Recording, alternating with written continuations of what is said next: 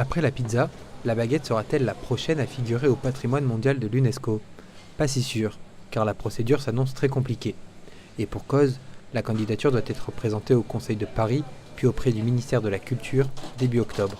Le dossier sera également consulté par l'UNESCO. À la boulangerie Blanc, Franck Bigotta, boulanger depuis 15 ans, n'y voit que des avantages. Que du bon, ça va être du bon, ça va être bien. Ça sera bien pour la boulangerie française. Voilà.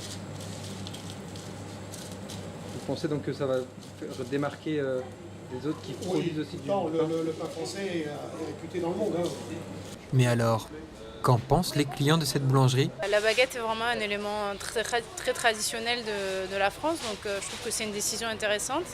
Ça va peut-être apporter un petit peu de renommée aussi point de vue touristique et c'est très apprécié aussi des étrangers. Donc oui, je pense que c'est une bonne décision et ça peut aider les commerçants, surtout au niveau local. Eh ben, je trouve que c'est très bien parce que la baguette, ça représente l'artisanat français et que la baguette, on en a tous besoin d'une à la maison.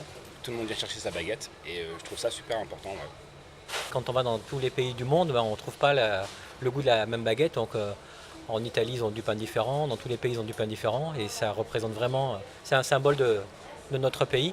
Donc je trouve que c'est une bonne chose pour la France et puis pour les boulangers. Et en plus, elle est très bonne la baguette. Donc, En France, chaque jour, près de 32 millions de baguettes sont vendues aux alentours d'1 euro. Grâce à ce label, les boulangers pâtissiers traditionnels seront protégés et pourront espérer une meilleure valorisation du fait maison.